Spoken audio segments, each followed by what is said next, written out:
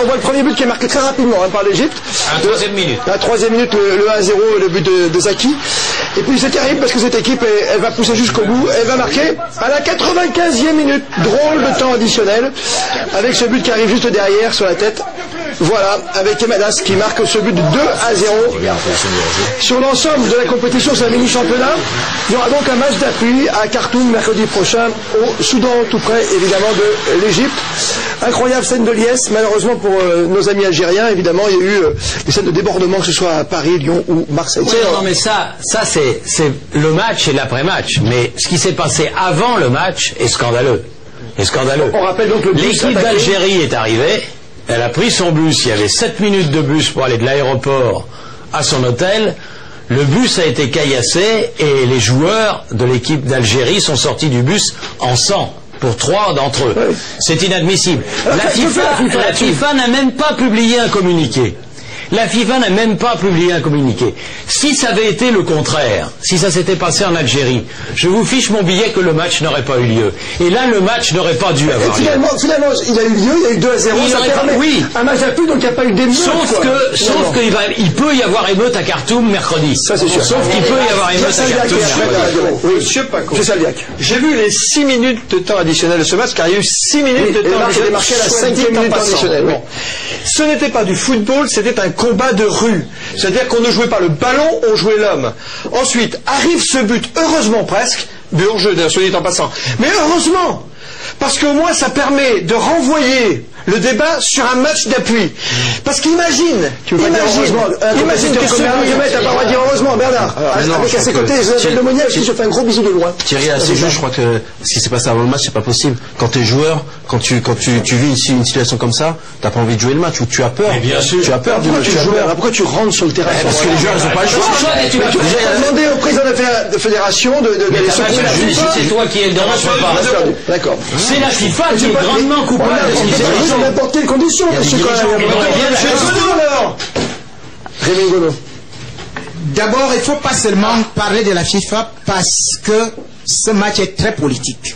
Et il faut se dire que c'est le président égyptien qui appelle quand même le président algérien pour que le match se tienne. Ça, c'est d'abord les premières clés. Et au-delà de ça, on va se dire que s'il fallait annuler souvent la plupart des matchs, je crois que le match Algérie contre Rwanda aurait été annulé pour les éliminatoires de la Coupe du Monde 2006. Parce qu'en Algérie, il y a eu autant d'incidents lorsque les Rwandais aussi ont été bloqués dans les vestiaires, lorsque, bien évidemment, et il y a eu le public qui lançait des fumigènes, c'était 45 000 personnes qui étaient déchaînées. Tout ce que nous demandons aujourd'hui, c'est que lorsqu'il y aura des incidents de cette envergure, eh bien, qu'on commence à arrêter les matchs, point final, et non que les politiques s'y mêlent. On l'arrête pour le Lionel Rousseau. Il n'y a pas eu d'incident au match aller. Les Algériens avaient été menacés. S'il y avait des fumigènes, on leur aurait retiré des points. Il y avait déjà donc les instances du football qui avaient décidé de sanctionner avant même que le match ait lieu les Algériens, si tant est que les supporters avaient tiré des fumigènes ou s'il y avait eu des débordements. Là, ça n'a pas du tout été le cas. Effectivement, le match n'aurait pas dû avoir lieu parce que c'est quand même inadmissible que les joueurs algériens soient amoindris lorsqu'ils arrivent sur la pelouse parce qu'on peut encore jouer une compétition qui se passe en dehors du stade, malheureusement. Oui, mais regarde ce qui s'est passé pour MPG. Pourquoi MPG n'a pas eu lieu? Là, c'est quand même 10 fois pire des joueurs qui se font agresser. C'est inadmissible. C'est totalement inadmissible. Et aujourd'hui, moi, je suis à la place des Algériens. Bah, franchement, je fais un coup, je joue pas le match à Khartoum. Je joue pas le match au Soudan. D'abord, le match, il a lieu au Soudan parce que chaque pays avait le pays qu'il avait désigné pour le barrage, l'Algérie avait désigné la Tunisie et l'Égypte avait désigné le Soudan. Les deux pays.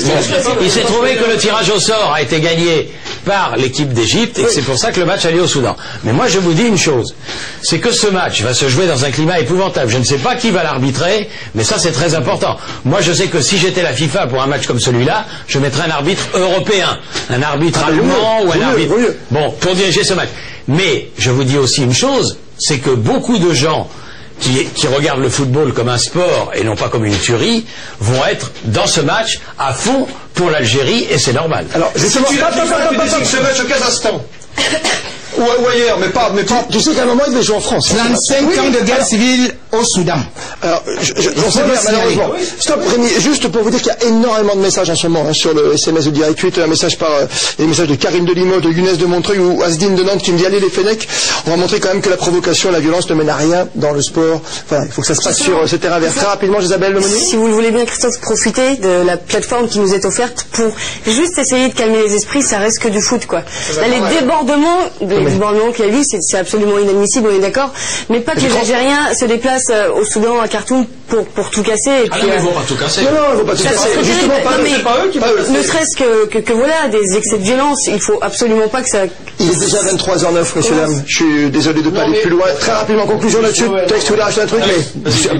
Match à huis clos, peu importe qui casse, qui casse pas, machin, puis commençons pas à savoir qui va le faire ou qui va pas le faire. Faut juste faire un espèce de match à huis clos. Faut ramener, faut faire... Huis clos, c'est pire autour. Non. 10 000 Égyptiens 17 000, qui sont déjà conviés dans un stade de 40 000 places. Tu vois, c'est mal choisi. Huis clos au Kazakhstan, je te dis. Monsieur, il y avait d'autres matchs de barrage ce week-end avec Isabelle Lemonnier.